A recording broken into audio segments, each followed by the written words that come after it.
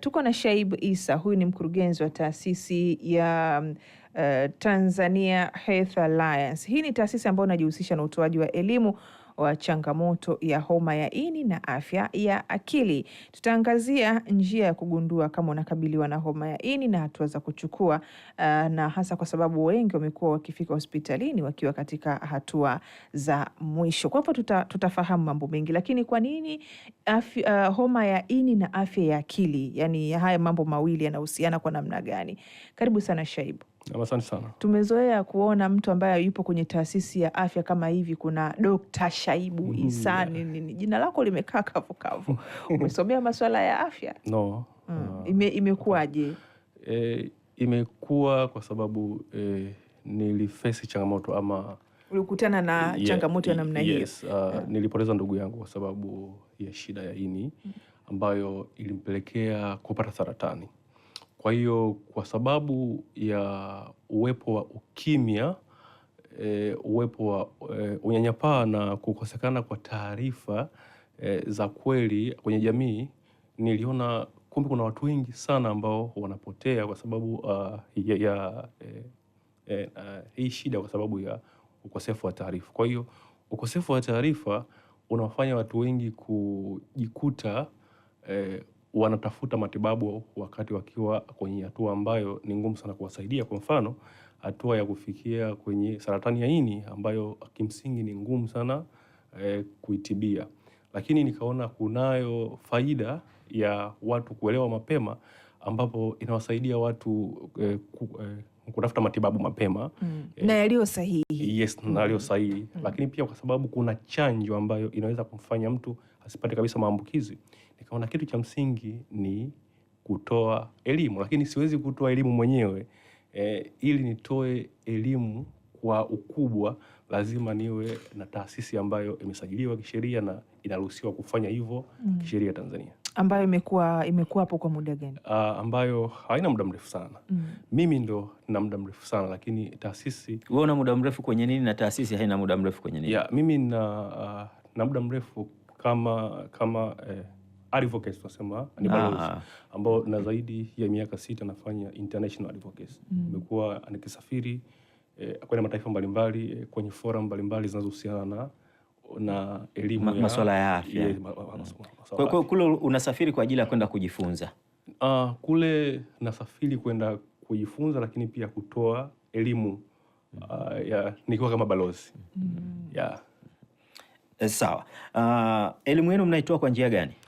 Elimu yetu tunaitoa yani ni kama hivi sasa mmetupa nafasi tuzungumze na jamii yetu. Kwa hiyo hivi sasa tunatoa elimu, tutakwambia kuna changamoto hii ambayo inasababishwa hivi, inakuwa hivi. Kwa hiyo kupitia nyinyi tunawafikia watu wengi ambao kwa mmoja tusingeweza kuwafikia. Lakini pia tunaenda kwenye vyuo pamoja na jamii kuhakikisha tunawapa watu elimu juu ya homa ya ini. Jinsi ulivyojifunza na kufundishwa na mpaka sasa umeshakuwa ni mtu unatoa elimu kuhusiana na masuala ya matatizo haya ama changamoto hii ya homa ya ini. Mtu anaweza akagunduaje yeye mwenyewe kwamba hapa nilipo mimi huenda na homa ya ini? Moja kati ya shida kubwa ambayo ipo kwenye ishu ya ini ni kwamba haioneshagi dalili. Kwa hiyo na ndio maana nikasema kwenye homa ya ini elimu ni kitu cha msingi sana, kwa sababu wagonjwa wengi wanaopata shida hii hawaoneshagi dalili. Unaweza kuwa na kundi la watu 100 ambao wote wanaonekana wana afya, wanacheka, lakini inawezekana watu 40 katika hao 100 wana homa ya ini. Wana homa ya ini. Kwa hiyo wale ambao wanaonesha dalili baadaye sana, wakati tayari tunasema ini limeingia kwenye stage inaitwa cirrhotic stage, yani sasa ile hatua ya kuelekea kwenye saratani. Kwa hiyo dalili chache ambazo mtu anaweza kuziona ni maumivu ya kawaida ya tumbo, lakini macho kubadilika kuwa njano, na ngozi kuvimba tumbo. Lakini sasa ni dalili ambazo zikishafikia kwenye hiyo hatua tunasema inaweza kuwa ni irreversible stage, ni hatua ambayo mtu hawezi kumsaidia. Na tukumbuke matibabu ya homa ya ini ni ya gharama sana, sana sana. Kwa hiyo sehemu pekee ambayo tunaweza kuwasaidia watu ni kuwapa elimu, kwa sababu kama chanjo ya ini ya kuzuia maambukizi ni shilingi 15,000, lakini kupandikiza ini inaweza kurenyi mpaka milioni 100. Kwa hiyo tunagundua kwamba kinga ni bora kuliko tiba katika hili. Na sasa tuangazie homa ya ini na afya ya akili, kunakuwa na uhusiano gani hapa? Kuna uhusiano mkubwa sana kati ya homa ya ini na afya ya akili, kwa sababu wagonjwa wengi wa homa ya ini wanapoteza matumaini ambayo hupotea kwenye kwanza kutafuta matibabu, kwa sababu sehemu pekee ambayo mgonjwa anaweza kupata matibabu ya uhakika kabisa ni hapa Muhimbili. Lakini wagonjwa wengi unajua asilimia kubwa ya sisi wa Tanzania tunaishi vijijini. Kwa hiyo swala la mtu kuweza kumudu gharama za usafiri, matibabu, chakula, kuja na kurudi Dar es Salaam. Kumbuka homa ya ini huwa haitibiki. Ina maana ukianza matibabu, manake katika maisha yako yote inakuwa endelevu. Yes, endelevu. Ni kama ilivyo HIV. Kwa hiyo afya ya akili inakuja kwanza kutokana na unyanyapaa ambao upo. Afya ya akili inakuja kutokana na kushindwa kumudu matibabu, kwamba unajiona kabisa unakufa kwa sababu hauwezi kununua dawa fulani, kwa sababu hauwezi kumudu kipimo fulani. Kwa ile sasa inapelekea mtu afya yake ya akili kutokuwa sawa, maanake kuwa na msongo wa mawazo kwamba kwa nini nipo katika hali hii, na unakuwa katika hali ambayo sasa hauwezi kumwambia mtu yote, ukihisi atakunyanyapaa, atakutenga, ama atakuona ni mtu ambaye umepata maambukizi kwa uzembe fulani. Wakati huo asilimia 80 ya maambukizi yote hutoka kwa mama kwenda kwa mtoto, lakini ukosefu wa elimu, basi tunaamini kwamba kila mwenye shida labda alifanya ngono zembe, labda kama hivyo. Kwa hiyo ukosefu wa elimu unaweka wagonjwa kwenye sehemu ambayo wanajiona wako peke yao. Wanajiona hawawezi kuzungumza na jamii. Wanajiona hawawezi kutafuta msaada. Sasa ile inaenda kusababisha utulivu wa akili ya mtu unakuwa hauko sawa. Sasa afya ya akili matokeo yake ni mabaya sana. Tumekuwa tukishuhudia kesi za watu kujiua, kesi za watu kufanya maamuzi mbalimbali, lakini sababu kubwa huwa ni depression, ni msongo mkali wa mawazo, ambapo inafikia mtu sasa anaamini kufa ni suluhisho kuliko kuishi. Kwa sababu anakuwa hana option na hawezi kumwambia mtu yote. Kumbuka, unavyoshare changamoto zako inakusaidia kupunguza baadhi ya sumu moyoni na kujiona kwamba okay, sasa niko salama. Lakini kama hauna namna ya kumwambia mtu yote jinsi ambavyo unajisikia, inakufanya ufanye maamuzi binafsi, inakutafuna ndani kwa ndani, to the point unafikiria kufanya maamuzi ambayo yanaweza kupoteza maisha yako ama kukuletea madhara makubwa zaidi. Sawa, Shaibu, lakini tuiangazie sasa taasisi yenu. Nini mbali na elimu ambayo mnaitoa, nini hasa kingine ambacho mnakifanya?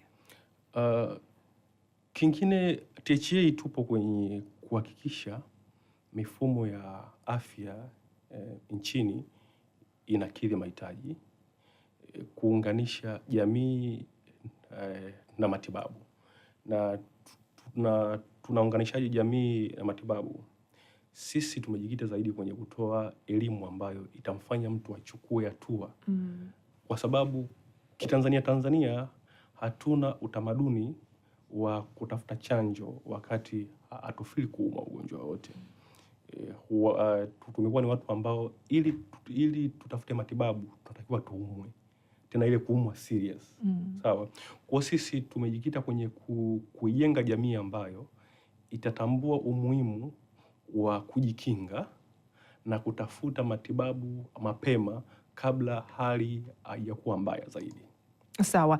Kuna kwenye baadhi ya maradhi mathalan, unaweza kukuta labda, tuchukulie tu, kulikuwa kuna hizo chanjo labda za korona, ama kuna hizi chanjo za watoto ambazo sijui chini ya miaka 5.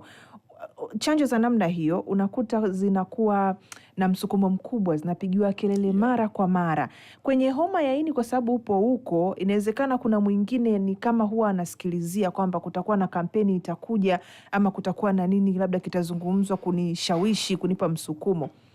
Ni kama ugonjwa wenyewe haujapewa nguvu sana, ama ikoje hii? Ugonjwa wa ini mpaka ulipofikia unahitaji kitu kinaitwa ridhaa ya kisiasa, political will. Kwa sababu siasa ndio inaamua vitu vingi ambavyo tunaviona vinatokea kwenye jamii. Kwa hiyo viongozi wetu wamekuwa wakijitahidi kujiunganisha na dunia kwenye kupambana na homa ya ini, na pia juhudi zimekuwa zikifanyika ndani, lakini bado hazijafikia sasa kuwa juhudi za umma. Kwa hiyo cha kwanza ambacho tunakihitaji ni political will, ridhaa ya kisiasa, ambapo serikali sasa italichukulia jambo kwamba sasa hili jambo tuendelee nalo kama ambavyo tumeenda na malaria na kwa ukubwa huu. Na kwa ukubwa huu. Kwa hiyo sasa ili serikali ifanye, sisi pia taasisi pia tunatakiwa kuiambia serikali kwamba kunalo tatizo ambalo linaleta madhara haya, kwa sababu sisi pia kazi yetu ni kupeleka data kwa serikali. Kupeleka data kwamba hii shida, mfano homa ya ini imeambukiza zaidi ya watu milioni 350 duniani kote. Afrika zaidi ya watu milioni 90 wanaisha maambukizi, na Afrika ndio tunasema ni high endemic area, ni sehemu yenye maambukizi makubwa kuliko sehemu nyingine yoyote. Kwa hiyo nchi sasa moja zimekuwa zina maambukizi mengi sana. Kwa sababu pia ongezeko la vifo vya saratani ya ini vimekuwa ni vingi zaidi sasa hivi. Kwa hiyo serikali inatakiwa kuamua sasa kwamba tunaenda na hili jambo ili kuweza kutokomeza, kwa sababu kuna nchi ambayo imetokomeza kabisa shida ya ini. Kwa mfano Egypt imeondoa kabisa homa ya ini C, kwa sababu kuna A, B, C, lakini ambazo zina shida zaidi na kusababisha saratani ni homa ya ini B na homa ya ini C. Lakini advantage kwenye C ni kwamba ina matibabu, inatibika kabisa ndani ya wiki 12, inamalizika kabisa, inaitwa sustained virological response. Lakini kwenye B sasa kuna chanjo lakini hakuna tiba. Kwenye C kuna tiba lakini hakuna chanjo. Kwa hiyo kama serikali itaamua kushirikiana na sisi wadau kwenye kutoa elimu, lakini pia kujenga miundombinu ambayo inaweza kusababisha watu wengi wakapimwa, watu wengi wakatibiwa, maanake tutafikia target ambapo WHO imeweka mpaka kufikia 2030. Kuna kitu tunaitwa elimination target ambayo imelenga sasa kumalizana na hepatitis mpaka inapofika 2030. Sawa. Kwa hiyo ili sasa tufikie kwenye hiyo goal, tunatakiwa tuhakikisha sasa tunachukua hatua za makusudi kwenye kutoa elimu, kupima, kutoa matibabu na kuhakikisha watoto wachanga wanapata chanjo, kwa sababu ndio ambako kuna maambukizi makubwa ya homa ya ini. Kati ya visababishi ulitaja maambukizi kutoka kwa mama kwenda kwa mtoto. Lakini kwa ufupi sana, angalau matatu ambayo yanaweza anayetusikiliza akasema nikiona hivi kumbe inawezekana nikapata maambukizi. Kama utafanya tendo la ndoa bila kinga na mtu ambaye hana maambukizi, unaweza kupata maambukizi. Kutumia vifaa vyenye ncha kali, yaani kwa kifupi tuseme zile njia ambazo HIV inaambukizwa, pia homa ya ini pia inaambukizwa, lakini homa ya ini inaambukizwa mara 100 ya HIV. Lakini maambukizi makubwa zaidi yako kwa mama kwenda kwa mtoto, na ndio maana tunasisitiza zaidi watoto wanapozaliwa wapewe ile chanjo ya kuzaliwa ili kuwakinga na maradhi ya ini. Kuna ile ya kushikana sijui jasho? Hapana. Hizo inaitwa myth and misconception. Ni dhana potofu ambazo zipo kwamba ukimshika mkono mgonjwa unaumwa, ukivaa sijui nguo yake unaumwa, ukifanya nini, ni vitu ambavyo sio uhalisia, na ndio sasa vimekuwa vikichochea unyanyapaa, kwamba wewe unamtenga ndugu yako kwa sababu unahisi kwamba huyu ni lile jasho lake ataniambukiza. No, sio sawa. Sawa, tutakualika wakati mwingine tuyajadili kwa kina. Muda wetu umetutupa mkono, lakini tunakushukuru kwa kufika na kuzungumza nasi. Asante sana. Ni Shaibu Issa, mkurugenzi wa taasisi ya Health Alliance ambayo ni taasisi inayojihusisha na utoaji elimu wa changamoto ya homa ya ini na changamoto ya afya ya akili.